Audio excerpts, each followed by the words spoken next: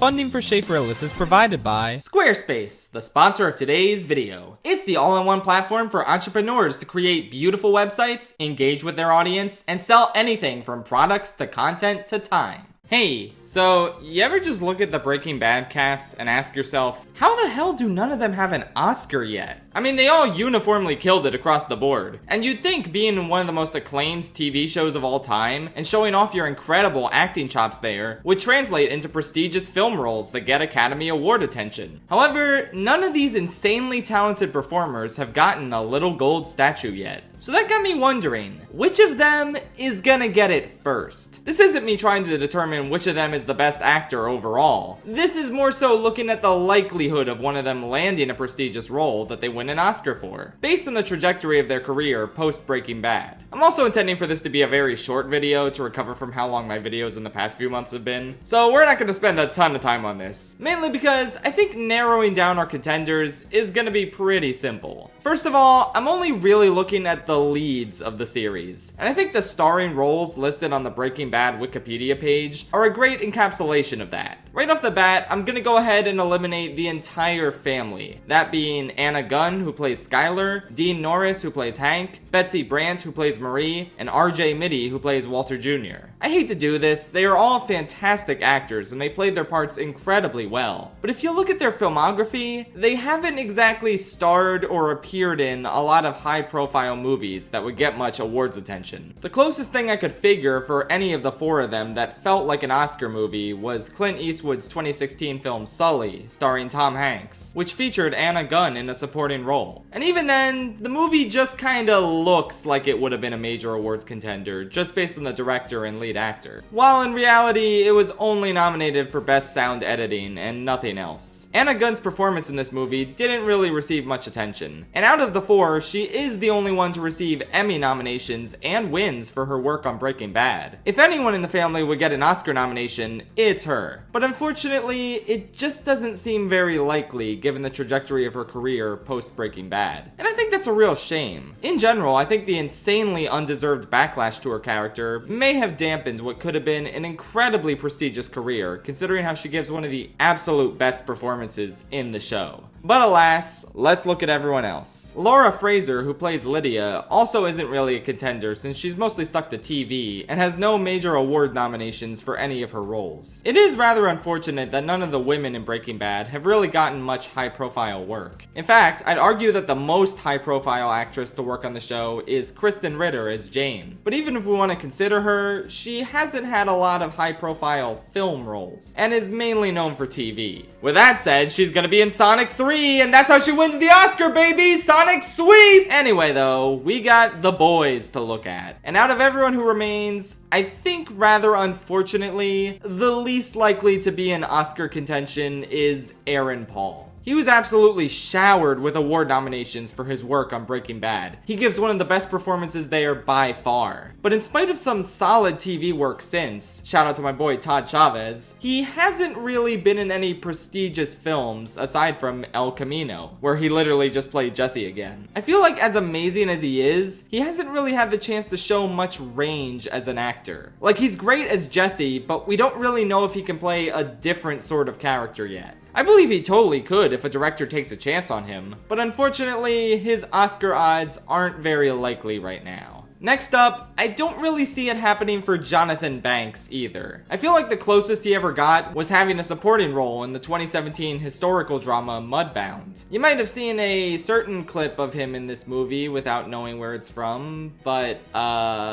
regardless, this movie got a couple nominations for supporting actress, screenplay, cinematography, and song, but nothing for Jonathan Banks, and he also wasn't in contention for any other major award for this film. Honestly, at this point in his life and career though, I don't really think he cares that much about winning an Oscar. He's pretty much done it all, and we all know he's an acting legend, so I think he's good. Finally, we have Giancarlo Esposito, an actor who everyone loves who is definitely not hurting in terms of finding work. However, I think he's also unlikely to win an Oscar anytime soon, since he's mostly known for franchise stuff. In addition, he's also frequently typecast as just a watered-down version of Gus Fring again, which is unfortunate because I feel like he's an actor capable of way more range. Now, he does have a role in Francis Ford Coppola's upcoming longtime passion project, Megapolis, which a lot of people consider an absurdly early Oscar contender for next year. But like, with a cast this huge and star-studded, I feel like it's unlikely that his role, whatever it is, will be the one singled out for awards praise. I would be so incredibly thrilled if that did happen, but unfortunately, despite having the most high-profile career out of anyone we've looked at so far, I just don't think Giancarlo is likely to be the first bad breaker to win an Oscar. Hey, so editing James here. I just wanted to say that I wrote this whole video before it was announced that Giancarlo Esposito would be playing what appears to be the third most important character in the movie. Back when I wrote it, he was just one of many names on the cast list, but now it seems like he does have a substantial role in this movie, with the potential to be nominated for Best Supporting Actor. So I thought it was worth mentioning because I think it does bump up his chances significantly. Not enough to really change my conclusion by the end of the video, mainly because there are still so many unknown factors with this movie. Like, we don't even know if it's gonna be good or even up for a bunch of Oscars yet, and even if it is, we don't know if his specific performance will gain awards traction. But if it does, and he ends up winning, thus proving my conclusion at the end of the video wrong, I would be absolutely overjoyed, because he's easily one of my favorite actors we've talked about today. So yeah, just wanted to say that disclaimer. He and his performance in Megapolis are officially the wild card of this whole race. Also, while I'm interrupting the video anyway, hello, and welcome to the sponsored portion of the video. My name is Gustavo, but you can call me Squarespace Enjoyer because whoo boy is Squarespace awesome. Let's talk about it now. Squarespace is an amazing online website builder that enables you to create beautiful websites for your business or personal hobby. Start a completely personalized website with the new guided design system, Squarespace Blueprint. There are so many professionally curated layout and styling options you can use to craft a unique online presence tailored to your brand or business, and optimized for every device. Easily launch your website and get discovered fast with integrated, optimized SEO tools, so you show up more often to more people and grow the way you want. Running a business is so easy with Squarespace thanks to their simple but powerful payment tools. Accept credit cards, PayPal, and Apple Pay. And in eligible countries, offer customers the option to buy now and pay later with Afterpay and ClearPay. These seamless checkout options allow you to easily sell exclusive content on your site. And so does the ability to add a paywall to sell memberships or courses, or sell files your customers can download, like PDFs, music, or ebooks. Check out Squarespace.com for a free trial. And when you're ready to launch, go to squarespace.com/ShadeForAList to save 10% off your first purchase of a website or domain.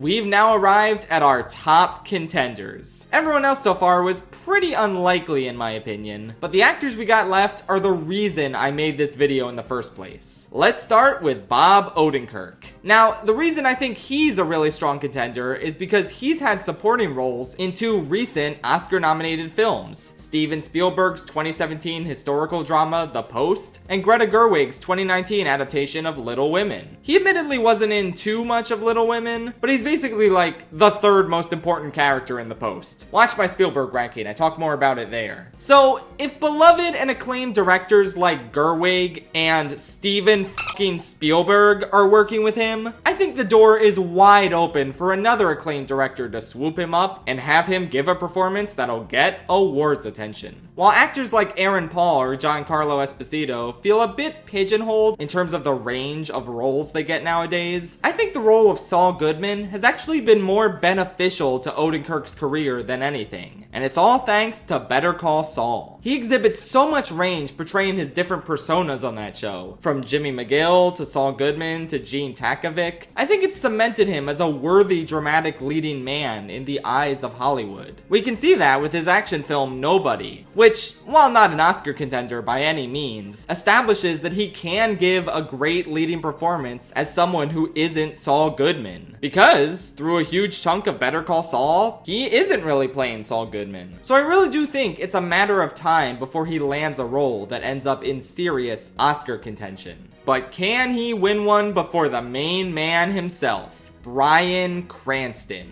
Not only an actor who gave one of the most iconic performances in television history, but he also played Walter White as well. Sorry, nothing will ever compete with Hal from Malcolm in the Middle. I assume. I haven't seen it. Not only has this man won 6 Emmys for playing Walter White, but he's also won 2, count 'em, 2 Tony Awards for Best Leading Actor in a Play. One of these plays, All the Way, was adapted into a TV movie that he reprised his role in and got a lot of acclaim for, including a SAG Award. And, more importantly, out of everybody we've talked about so far, Bryan Cranston is the only actor to have actually been nominated for an Oscar before. In 2015, he played screenwriter Dalton Trumbo in the film Trumbo and was nominated for the Academy Award for Best Actor. He didn't win because that was the year Leo finally got his Oscar, and yeah, that was a long time coming, so that's fine. Even so, Bryan Cranston clearly has the best chances out of everyone so far. He's an awards darling with so many different groups, and it's pretty clear that he's more than capable of giving an Oscar-worthy performance. I just think the main issue is the films he chooses to work on. A lot of them just aren't super prestigious stuff,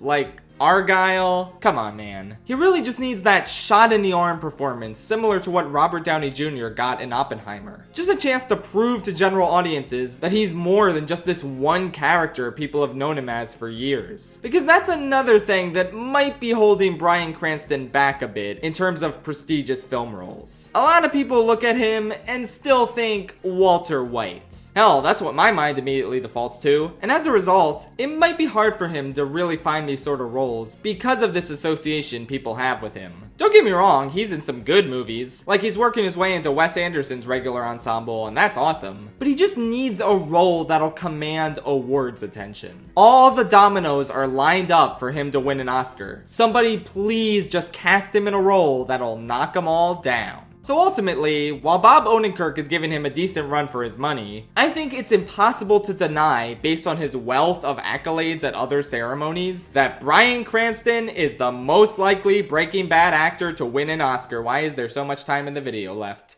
Oh, wait a minute. I seem to have forgotten about another contender. The dark horse in this race. The one no one would have seen coming had they just known of him from Breaking Bad and nothing else. I'm talking, of course, about the incomparable Jesse Plemons, who plays Todd. Oh wait, so Jesse plays Todd in this show, but then in BoJack, Aaron Paul, who plays Jesse in Breaking Bad, also plays Todd. I'm so confused. Anyway, Todd is indeed a major player, at least in the final season of Breaking Bad, where he first appears. And, to say Jesse Plemons has been racking up quite the resume ever since the show ended would be a massive understatement. This guy's filmography is nuts. He's worked with Spielberg twice, not only alongside Odenkirk in The Post, but also in Bridge of Spies. He's worked with Martin Scorsese twice in both The Irishman and Killers of the Flower Moon. He gave an absolutely monstrous supporting performance in Judas and the Black Messiah. He was in Vice, which, hey, that isn't exactly a very well-liked movie, but the Academy sure liked it. He gave a phenomenal leading performance in Charlie Kaufman's I'm Thinking of Ending Things. And he's tied with Cranston in terms of having one Oscar nomination without a win to his name for Jane Campion's The Power of the Dog. Also, he killed it in Game Night. That's not really relevant, but he was fantastic there. I just think it's crazy how much this guy continues to land roles in prestigious Oscar-nominated films. Most of these roles are always very unassuming and, for lack of a better word, normal characters. Like, he's the somewhat soft-spoken FBI agent in Flower Moon. He's the kind-hearted brother in Power of the Dog. He's always there to give a very grounded performance that doesn't really stand out, but in a way that's purposeful because his character isn't supposed to stand out. The two recent exceptions to this, I'm Thinking of Ending Things and Judas and the Black Messiah, are his two best roles in my opinion. But I think his quieter work in movies focused on other people shouldn't go unrecognized. So ultimately, I think this is a two-horse race at this point. Odenkirk is a potential upset, and realistically, any of these guys are. Any one of the talented actors I talked about today could pull a Ke Huy Quan and suddenly get cast in a fantastic role that takes the Academy by storm. But in terms of what's most likely, I think it comes down to Walt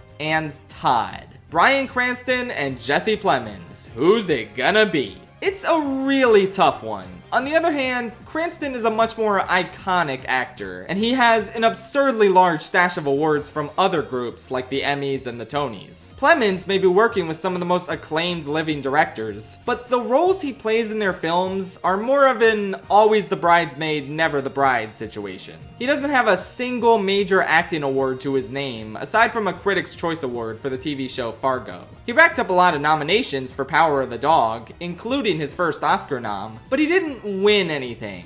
And yet, on the other hand, Plemons is at least working with some iconic directors. Whereas for Cranston, it's really just Wes Anderson and that's it. And the Academy doesn't even like Wes Anderson movies. The Power of the Dog was Plemons' first role to really receive awards attention just 2 years ago. Whereas Cranston hasn't gotten that same attention for a movie role since Trumbo in 2015. Ultimately, Cranston needs some momentum again in the film world. Whereas Plemons has been on a roll that isn't stopping anytime soon. I mean, his next role is in a Yorgos Lanthimos movie. That man's track record at the Oscars, especially with the performances he gets out of his actors, is insane. And it's entirely possible that this could finally be Jesse Plemons' chance to be a big shot. Oh my god, Jesse Plemons as Spampton Deltarune, that would be a killer performance. So, at the end of the day, while it certainly could go either way due to a number of factors, my prediction is that the first Breaking Bad actor to win an Oscar will be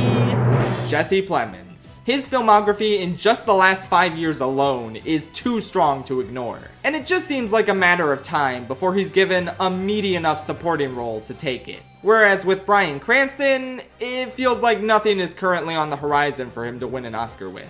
And while I'm sure it'll happen eventually, the emphasis is on the eventually there. Even so, it doesn't really matter, because at the end of the day, all these actors are fantastic in their own right, and I would give them all Oscars if I could. Award shows are pretty meaningless in terms of gauging actual talent, blah blah blah, you know the drill. I just thought it would be fun to analyze who had the best chance of winning an Oscar, based on the circumstances of their filmography, and what kind of movies the Oscars normally award. Let me know if you feel differently about the odds of this non-existent race I made up between co-stars on a TV show from over a decade ago. Good night, Tri-State area.